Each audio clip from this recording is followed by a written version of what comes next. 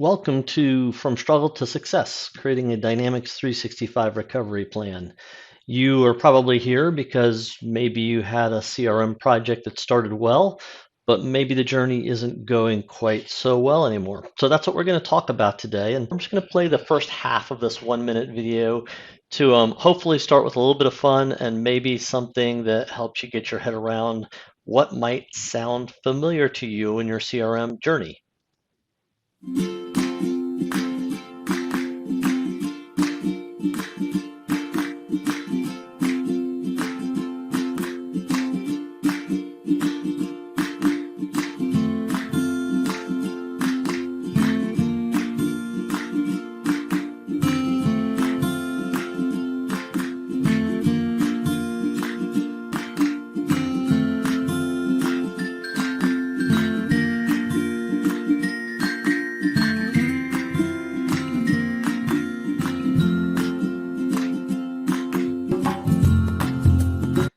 Maybe some of that felt and sounded a little familiar to you. Sometimes there are problems in your journey because of user frustrations, little bugs, those kinds of things. Sometimes it's other things.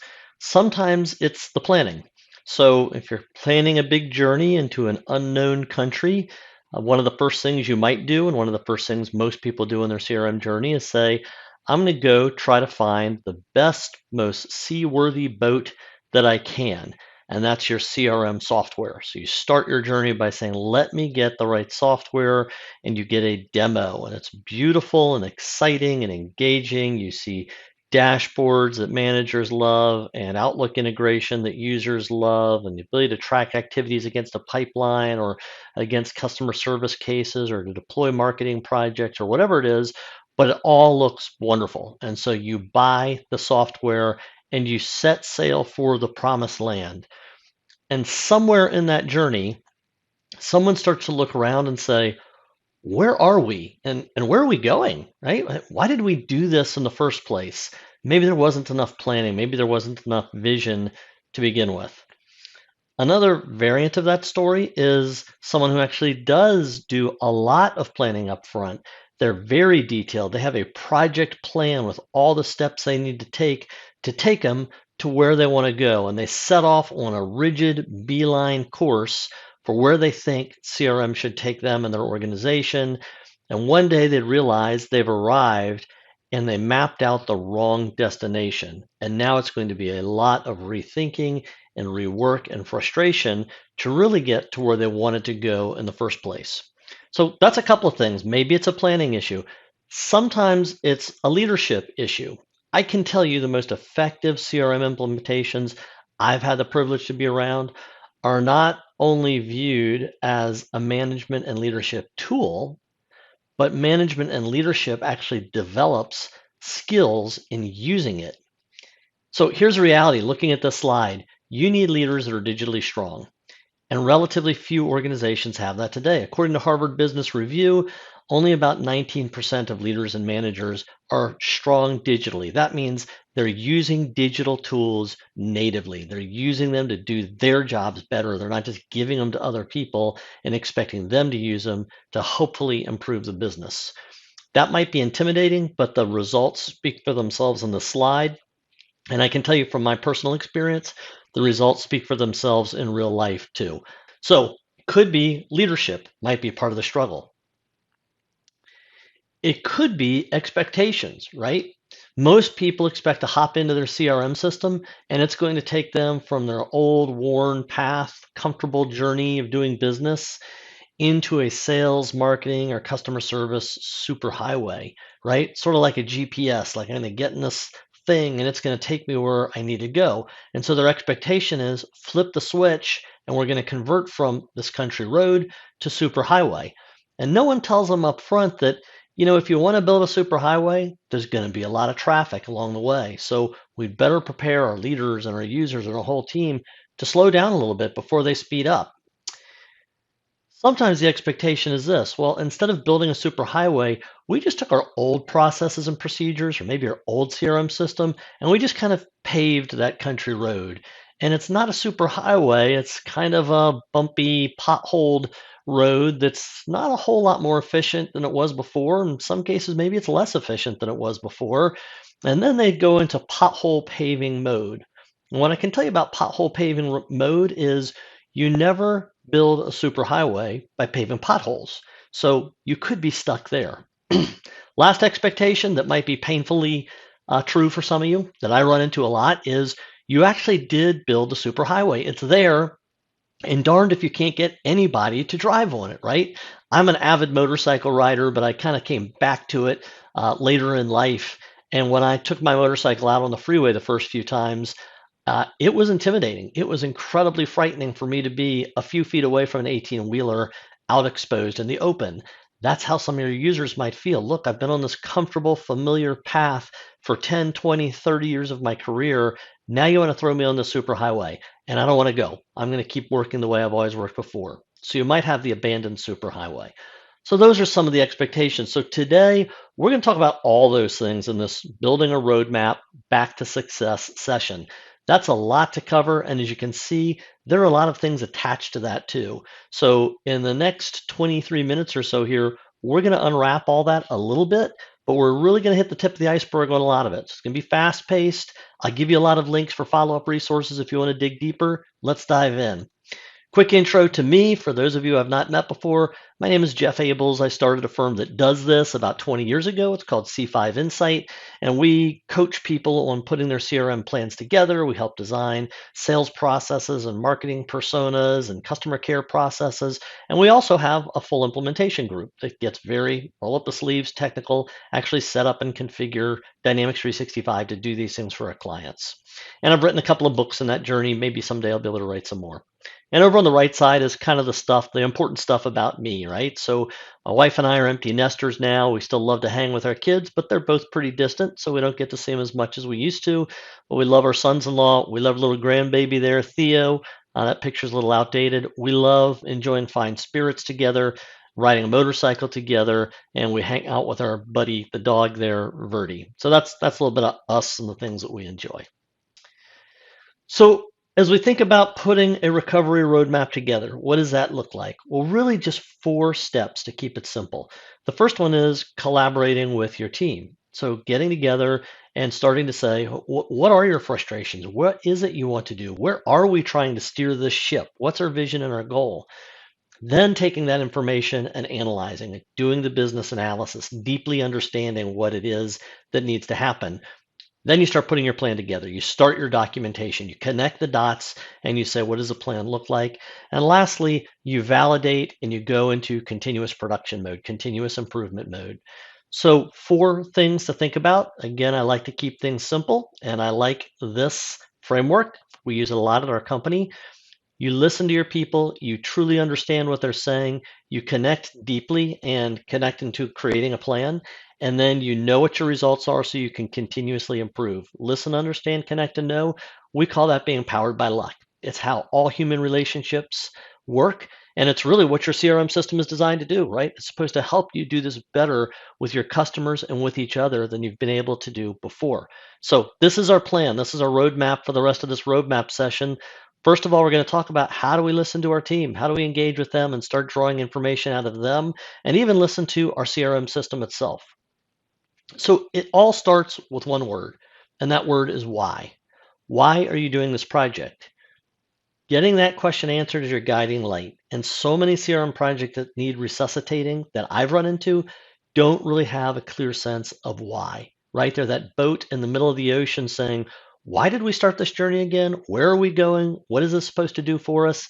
A lot of organizations would say that feeling feels very familiar to me. And once you understand your why, the first thing you do with it is you reflect it in the name of your project. So you can see this is the name that most CRM projects have. It sounds like technology. It sounds like forced adoption. It sounds like a thing I have done to me, not something I have done for me or with me. Here's one other option. I'm not prescribing it for you, but giving it to you as an example. But all of a sudden now with this option, we have a vision that's a little more detailed, right? This is where we're steering our ship. It may be broad, it may be big picture. You might define a lot of detail underneath it, but you're starting just with your why and your project name, right? And it should align with your company mission. So in this case, this is a company that wants to be very customer engaged. It talks about an outcome, not an aimless activity. I can't overemphasize how important this is, and I can't tell you how often I give this live to public audiences, and I kind of get the glazed over, yes, I get that that's important. Can you please get on with it? And I can tell you, if you don't go back and evaluate this and get this right, or at least directionally good, you're going to continue to be frustrated. So spending some time here, good idea. There's a little resource for you can download that might help you with brainstorming. Now, once you start to have that sense of direction, and by the way, it may refine over time. You may not get it right in year one or the first time you do this, but you're in a continuous learning process. You'll refine it as you go on. Then you want to start engaging your team. So here are two slides, this one and the next one, that we frequently use when we start many planning workshops. This first question, suppose we're sitting here again in 2 years and we're saying CRM is really great. Why do I think it's great? How do I answer that question? And you start collecting answers and you put them on sticky notes and you put them on the wall, or you use a digital sticky note application if you're remote, and you collect all the answers and you just begin brainstorming, what is it about this that we want to do better? Now, you might do some other stuff in between. We usually do too. But if you want to be really rapid, the next thing you might do, or at least the last thing you'll do after you've kind of done a lot of workshop exercises, is say, okay, let's take all these ideas we have and let's prioritize them. Let's have columns for 3, 6, 9, 12, 18, and 24 months. Those might be different for you. But now let's take all these stickies we've brainstormed and let's put them under the month that we have in mind. An insider tip, 80% of these will be in the 3 or 6 month range. They always are, and you're never going to get them done that quickly. So the next thing you do is you have people vote on all the items in those first two categories with little voting dots on them. So now you can say, okay, we know you want 80% of the things done in the first 3 to 6 months, but here are the first parts of those 80% of things that we're going to focus on. Now, we call these types of workshops and we do them LUCKstorming sessions, and they use a specific cadence to do this. There's that word again, luck, and the idea is the same here. When you run most workshops, they're boring, they're challenging. As soon as one person shares an idea, you're kind of off on a rabbit trail chasing that, and you're not getting the best thinking of everyone out on the table. They tend to be dominated either by leaders or extroverts, and sometimes people who have great subject matter knowledge aren't comfortable sharing in those settings. So that's why I talk about the sticky notes and voting and things like that, that generates some kind of communication that just talking in an unstructured or less structured manner isn't going to generate. So there's a lot of benefits associated with that. Make sure you're intentional about how you do that. If you just say, let's have a meeting to talk about CRM, you'll get some input, but I'll tell you, if you spend the same amount of time in this meeting, but a lot more time preparing for this meeting, you're going to get way better output that you can use on the back end. And the process for these kinds of meetings is this. We always like to start with leadership first. So get their insight into what do we think as a leadership team the priorities are, what's important to us. Use that to help you fine tune what you're going to go ask each of your other business units, your stakeholders, whoever they happen to be. And you might have one meeting with all of them. You might have 30 different meetings, depending on how big and complex your organization is. But go meet with your stakeholder groups. Try to kind of have them isolated in process buckets or departmental buckets so you're not too loosey-goosey with them.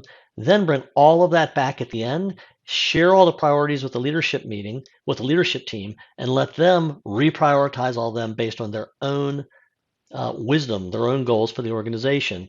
When you do that, it's going to look something like this when you come back to the leadership team. In fact, it looked exactly like this in one case with one of our clients recently. So all of your stickies go up there and they're in a nice hierarchical ordered arrangement. You move them over under the right prioritizations. You do the voting dots and all that stuff. If you are living in a digital world and you say, I can't do these stickies like this, I can't get everybody physically together right now, there's a great application we like to use. It's called Mural. There's a link on the bottom of it there that does this digitally. In fact, we've become such big believers in it during this COVID season.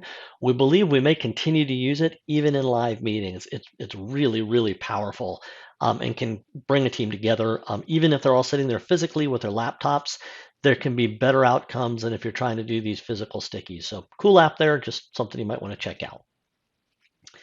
Now, I've really talked about workshops, but there are lots of different ways you can listen to your team.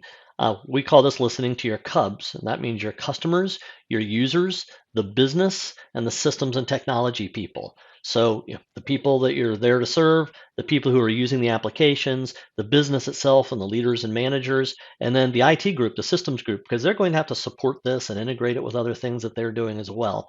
So, as you think about that, this is a long list of different ways you can listen, depending on time and budget and the value you're going to get out of making these investments.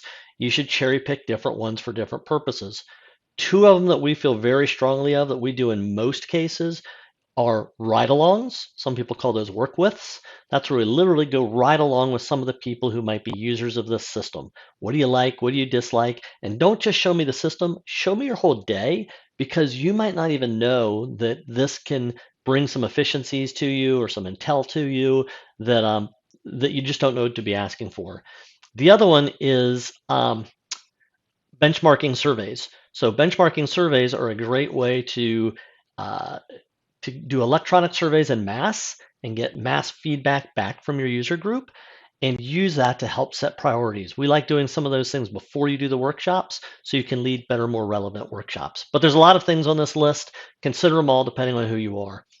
At the end of this stage, what you're going to do is you're going to have what we call raw material deliverables. It's not the end product. It's not the plan. It's not ready to go. A lot of it's going to be really boring, but if you do LUCKstorming right, it almost becomes self-documenting. So you have a lot of raw information you've captured. You might have even run reports against your CRM system. Since this is a recovery session, we do a lot of health check reporting. You might pull all those out to check data integrity and those kinds of things.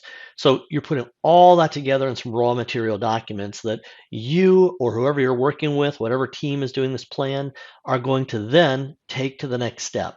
And remember, that next step is understanding that information. You're going to break it apart, you're going to analyze it so that you can begin to understand what a plan might look like. What does that process look like? At the highest level, it really just means this.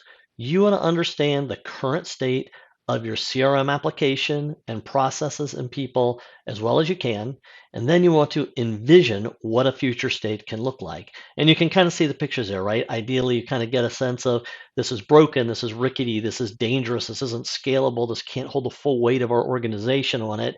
And here's the vision. This is much more efficient, much safer. It's going to be able to continue to grow with us over a long period of time and be a safe way for us to scale our business without having to hire a new person every time we need to grow a little bit. As you think about those two things, there are three things you want to do to take you through this step. The first is assess the situation. Think of yourself as the doctor, right? I'm not here to write that prescription yet. I'm here to just check your heartbeat, bump the little hammer on your knee to see what your reflexes are. Check, does that hurt? Does it hurt more here? Does it hurt more there? That's what an assessment of the situation looks like. And in fact, you want to document it that way because ultimately, when you go back and build your business case, you don't just want to say, we can do this better, or here's these cool outcomes. You also want to define, where does it hurt? How much does it hurt? Why does it hurt? So when you go to executives, they'll start to get a sense of, we have pain. I may not be as aware of it as I thought I was, but we have pain that we need to solve, and you need to document that for them. In fact, some executives are very driven, not so much by opportunity to improve, but more, what is a problem I'm trying to solve? So it's really important to understand and define that. Then you identify the opportunities. What is the other side of that coin? Not just how are we going to fix what hurts, but how are we going to explore new areas of capability that we weren't even aware of, new things as a business we might revolutionize because we have this revolutionary tool. And then you build your business case with that information. So as you think about those things, the first thing on that list is integration is never optional. If you're here in this session and you're frustrated, one of the things that might be missing is integration. If your CRM system is just another stovepipe system, another standalone system, you're probably going to wind up with frustrated users. But you probably can't integrate everything with it right away. So part of your roadmap needs to be understanding, what are all these systems among our CRM users? What other systems do they have to use? And how do we gradually make their lives easier by integrating more of that data so they can go one place to do what they need to do to get their job done? You also need to understand the answer to this question. And I'm always surprised at how many people struggle with this. So people will ask for things, that's great, but you don't always want to give them what they ask for. And you can tell already this is a bit of a tightrope to walk, but we get called in on rescue projects all the time. And we hear frustrated leaders and managers and users saying, this doesn't work the way I expected it to work. People haven't done this the way we expected them to do it. And then we go back and we do some audits and we say, it's actually doing exactly what you asked for, exactly what the requirements were that you defined. But unfortunately, those aren't the requirements you should have defined. And the reality is, a lot of the people who implement CRM, whether it's internal or external folks, incredibly talented technical people. But what often happens is they hear what someone wants to do and they say, by golly, I can do that. I've got incredible skills and I can make it do exactly what you want it to do. But they may not be so good all the time at pushing back and saying, why do you really want to do that? There might be some other way to do this, or there might actually be something different you want. But if I just take the orders without understanding the why behind it, I might give you something you weren't really expecting. Or, hey, I understand what you're asking, but I can tell you because of the way this application works, you're going to wind up probably being frustrated if we do exactly that. How about we look at this other option together and see if that can work for you? You need people on the team who can ask those questions and who can be strong-willed enough to push back in a polite way to get people on board with doing things in a meaningful way. And remember, they might be wrong sometimes too. So it's a discussion, it's a dialogue. Someone makes recommendations, someone else makes decisions. As you consider all that, mind the gaps and the fits. You might have heard of something called a fit gap analysis. Really important thing to do. Ideally, this happens before you've actually bought your CRM solution. You're here today, so you might already have one. Not encouraging you to redefine that whole decision because most CRM solutions are pretty strong on their own. But if you haven't selected it yet, this is something to understand before you get in because it helps you with the selection process. So let's look at this diagram. Let's pretend that this blue marble is the ideal CRM solution for your organization. That's your set of requirements. That's everything you would like to do. That's your why. That's your vision for where you want to go. And this CRM solution you purchased, this is what its set of capabilities are. And you can see there is a fit to some extent. It overlaps with your ideal solution, and there's a gap to some extent. There are some things it can't do out of the box that you really would like for it to do to be the full solution for your organization. The next thing you do when you look at this is you say, well, what is the cost of filling that gap and how much of it can we cost effectively fill through configuration, through customization? I think of configuration as kind of no code stuff, things that the product was meant to do. Customization, I think, is more code, and there's all sorts of different degrees of that, and even third-party applications. So how much of that gap can we cost effectively fill to deliver the right thing? And then what you have left are two things, one of which people spend too much time on, one of which they spend too little time on. They spend too much time looking at that little fingernail saying, I can't do that. Oh my gosh, this is horrible. I need to go find some other solution, or users are going to complain and we're not going to get them to actually use it until we can actually fix this really expensive problem. On the other hand, you've got this entirely other area, the opportunity, things no one was even asking for that CRM can do for you that could be incredibly powerful, but you're not leveraging it because you didn't know to have it in your vision to begin with. This is where something like a visionary demo can even help to say, hey, gang, look, we haven't even dreamed about this, but look at these other things that this can do for us. And don't they more than offset these small things that are going to be really expensive to fix? But that's the reality of what typically happens. There's some things you'd like to have that you really just practically can't or cost effectively can't, but you might wait for future upgrades and things like that to come along to help you fill in those other gaps. Then you build your business case. Now, part of a business case can be storytelling. Don't be afraid to share stories and pictures. Maybe numbers and analytics should be used to make more decisions, but humans, even executives, often respond better to pictures and stories than to numbers. So here's one. This is a manufacturer, and they described to their leadership how their organization successfully grew, and this thing kind of like built over time. I'm just kind of giving you the summary. But with all that growth came this complexity, and it was very challenging for their people to learn all the systems that they needed to keep up with everything.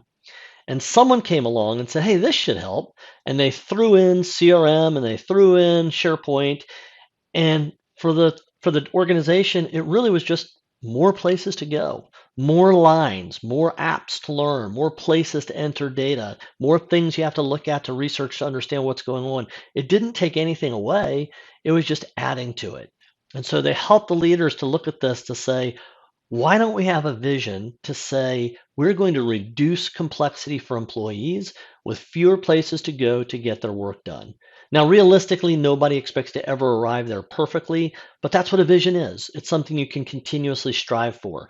That may or may not be your vision, but don't be afraid to use stories and pictures to help describe this better as you share your business case with leadership. Then you're also going to want to, of course, build more of an analytical financial ROI. So there are some great generic numbers out there you can use that came out in a study a number of years ago. Here's a list of the numbers. Here's an actual form we put together for a client to actually share these numbers. Working with their CFO, we actually dug all the way down, not just to cost, revenue, and ROI, but even a 5-year net present value calculation for their project. There's a link at the bottom of this to the Nucleus study that has all that information in it if you want to go explore it more. Now, don't forget, there's also more of a soft side of the business case. So explore that as well. Soft benefits are important. They should be accompanied by hard benefits all the time. Remember, soft only is kind of that ship without any direction.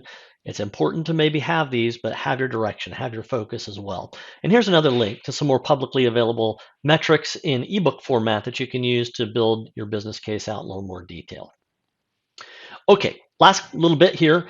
Now that you've done all your analytics and you understand, you want to actually build the document. You want to build the roadmap, the project plan to recovery.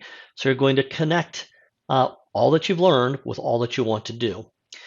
This is your table of contents. And remember, this may be a highly detailed Microsoft Word type document, or it could be more of an executive summary PowerPoint with just enough information to hand off to the project team.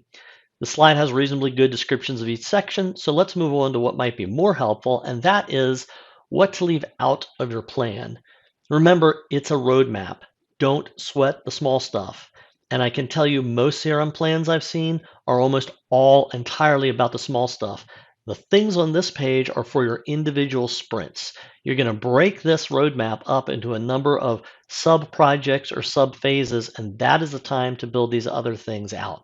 So as you look at this, by the way, remember, don't adopt, adapt. Refine this to your own needs. I'm just giving you one example, but you're going to want to do something that's more custom fit to your organization. Look, here's a simple truth.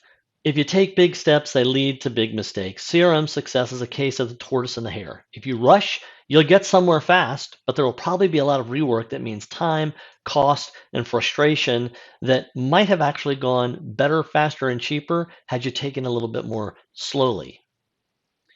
This is the agile approach. Most people think, oh, agile means we're moving faster, but that's not what it means. It actually means taking more small steps with course corrections between each, having patience, and over time achieving big wins.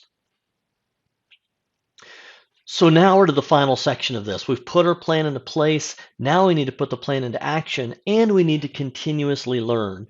So back to our steps here. Here's what an agile project plan looks like. You have your roadmap. It's broken into projects or phases. They're broken into sprints. You learn at each sprint in order to course correct and move forward. And don't forget, in parallel with this, you need to develop a support structure. That's the yellow bar up there that runs in parallel with the project. So the projects themselves should usually be done by different people than people who are doing all this other support work to help manage the change. One way to do that is to consider building an ecosystem of people so that all the support doesn't fall onto one person or a small group of people, but instead you can spread the load across power users and managers and leaders, and then finally escalate people to technical experts only when it needs to be. So remember, this is continuous improvement. CRM's never done. Just like your organization and departments have a planning cadence, build that into your CRM project as well. Better yet, integrate that planning process with your departmental and company planning. Thanks for attending this session. 2 parting slides. We started with leadership. We're going to end with leadership. Look, if leadership doesn't see your project as a leadership and management tool, then your project will struggle. And there are ways of getting most of them on board. Be persistent. My experience is this. Most leaders want to have tools that make them better leaders. Once they understand that, you will get them on board. Thanks again for joining us today. I've put a lot of resources out there in this session that you saw links to. Here are a few more. If you want all the links, just ping my email address. What we do is we put together rescue plans, health checks, roadmaps. That's a big part of our CRM practice, as well as a hands on implementation. If that's something you're looking for support with, reach out, contact me. I'd love to have a conversation. Thanks again, and have a great day.